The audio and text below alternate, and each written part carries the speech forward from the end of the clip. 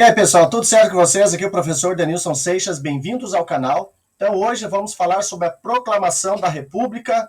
Curtam esse vídeo aí, compartilhe. Bom, primeiro de tudo, a gente tem que lembrar que o período imperial, né, a monarquia brasileira, a gente estava ali, antes da proclamação da República, nós estávamos vivendo uma monarquia.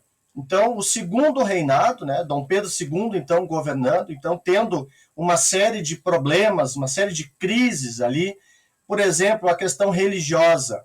No âmbito religioso, havia um descontentamento por parte da Igreja Católica que não concordava com algumas pessoas de parte do governo que seguiam a maçonaria.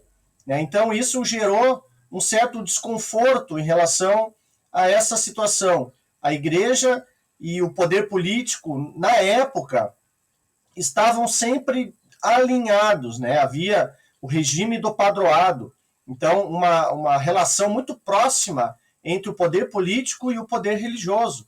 Mas houve, então, esta situação em que algumas pessoas ligadas à área do governo, né, estavam ligados à maçonaria. E isso, então, gerou um descontentamento por parte da igreja, gerando, então, uma crise chamada, né, uma crise religiosa. Houve também uma crise na área militar, porque desde a Guerra do Paraguai, os soldados, né, os militares, eles não concordavam com a sua situação, a sua condição política na época, que não tinham força política, vamos dizer assim, não tinham uma representatividade. Então, alguns militares começaram a gerar esse descontentamento, queriam maior participação nas decisões políticas, e isso, então, também gerou uma crise no âmbito militar. Outro fator importante é a questão do abolicionismo. Né? Então, se a gente for lembrar, desde muito tempo ali, desde 1850, por aí, a Inglaterra pressionava o Brasil para acabar com a escravidão. E o Brasil, então, começou a criar leis para acabar com a escravidão. Então, 1850, a lei que proibia, então, o tráfico de escravos, né? A lei Eusébio de Queiroz. Também teve ali a lei do ventre livre, a lei de sexagenários, até que em 1888, então, aboliu-se a escravidão com a Lei Áurea, né? Então, o abolicionismo também gerou uma situação de desconforto e o governo, então, teve que lidar com essa situação. Algumas pessoas eram contrárias, né, a essa abolição, principalmente os agricultores, as pessoas da área, né, da agricultura, que tinham essa possibilidade da utilização da mão de obra escrava. Outro fator importante também foi o movimento republicano, que pressionava, então, o governo imperial. Então, os republicanos eles vieram com uma nova proposta, uma ideia de renovação da política brasileira, uma ideia de que a monarquia era um sinônimo de atraso, um sinônimo de um governo que já não teria mais condições de atuar. Então, a monarquia, né, tendo uma família no poder, e isso, então, esse poder passando de forma hereditária, isso já não seria mais adequada para a época. Também a questão da escravidão, né, a monarquia teve, né, boa parte, né, do seu governo, da monarquia, estava ligada à escravidão. Então, isso também gerou uma propaganda republicana contrária às ideias da monarquia. Então, tudo que era ligado à monarquia era ligado a um atraso, a um governo retrógrado, um governo ultrapassado, que deveria ser, então, suplantado pela República. Então, o movimento republicano foi bem forte, e isso, então, gerou a chegada ao poder, através de um golpe, do Marechal Deodoro da Fonseca, então, o primeiro presidente da era republicana do Brasil. Lembrando que, no Brasil, os militares eram ligados ao positivismo. O positivismo é uma corrente de pensamento criada por Auguste Comte na França, né, no século XIX, que pregava, então, a ciência como a base da sociedade. A sociedade estaria passando por estágios de evolução e o estágio mais avançado seria o estágio científico. Então, tudo que rege a sociedade, tudo que está em termos de organização da sociedade, deve estar ligado ao positivismo.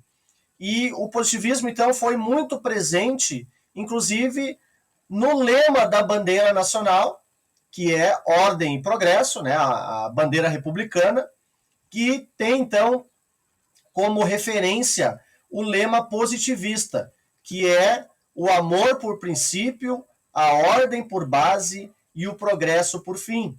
Então, tiraram o amor, ficou apenas o ordem e progresso, né? Então, o positivismo foi bem importante nesta chegada da República e tendo, então, como referência para a organização de uma república aqui no Brasil, então. Bom, o que mudou com a chegada da República, né? Em 15 de novembro de 1889, então, foi realizada a proclamação da República.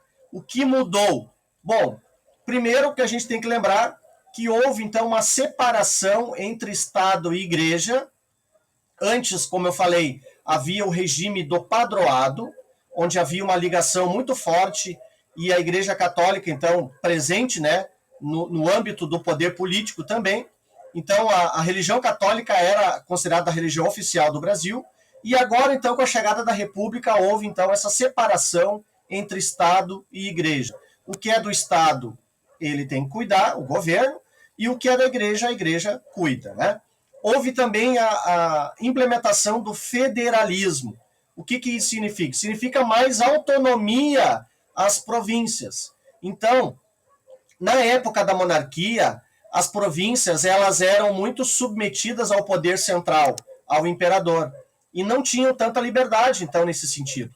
A partir de agora, então, com a era republicana, as províncias, que vão depois ser chamadas de estados, vão ter mais liberdade para a sua administração. Então, isso é uma grande mudança também. Então, novos símbolos nacionais, como eu falei também, então, a bandeira nacional é uma das grandes mudanças, né, que ocorre. Claro que tem alguns elementos da bandeira da monarquia que prevalece ali ainda, que permanece, mas se muda, então, os símbolos nacionais, né? Se mudam os símbolos nacionais. Bom, em 1891 se institui, então, a Constituição da Era Republicana, a primeira Constituição da Era Republicana. E quais algumas mudanças, né, que ocorrem nesse sentido? O sistema presidencialista, então, agora se consolida, né? Não é mais o imperador, agora, com a República chegando, é o sistema presidencialista, a divisão dos poderes em executivo, legislativo e judiciário. O voto, ele é um voto aberto e acaba o voto censitário, que é o voto por renda. Então, não existe mais o voto por renda. O voto agora, ele é para os homens, né? As mulheres ainda não podem votar, também não podem votar mendigos, soldados, religiosos e analfabetos também não podem votar, né? Então, existe um certo grupo social que tem participação e tem poder político, que são os homens adultos, então, certo? E aí, então, o que a gente pode perceber é que, com a mudança da monarquia para a república, de certa forma, existe uma manutenção da elite no poder. Então, não há grandes mudanças logo no início. Existe, então, uma manutenção dos grupos privilegiados no poder neste início, né, da chegada da era republicana também, certo? Bom, outra coisa importante de se falar em termos republicanos, existe a escolha do herói nacional que vai representar, então, a república. Então, esse herói nacional, ele é escolhido, existe uma escolha, né, para isso, e o escolhido, então, é Tiradentes. Tiradentes que, na época em que ele viveu, ocorreu lá a Inconfidência Mineira, ele viveu no período ainda, o Brasil ainda era um Brasil colonial, né? Mas em 1789 ocorreu então a Inconfidência Mineira, o Tiradentes como uma grande liderança e que na época lá havia então a busca por uma formação de uma república na região ali de Minas Gerais. Então, o Tiradentes ele ficou conhecido como um dos representantes deste modelo de governo, o modelo republicano. Então, ele foi escolhido como o herói nacional.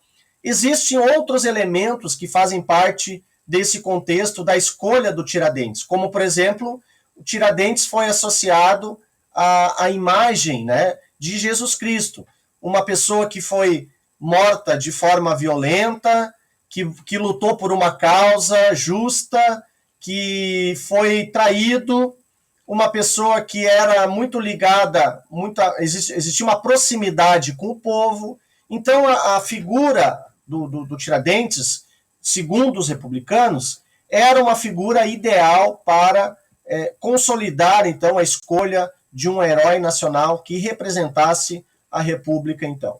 Certo? Então, era isso. Muito obrigado por estar aqui. Um grande abraço para vocês e até o próximo vídeo aí. Certo? Tchau, tchau.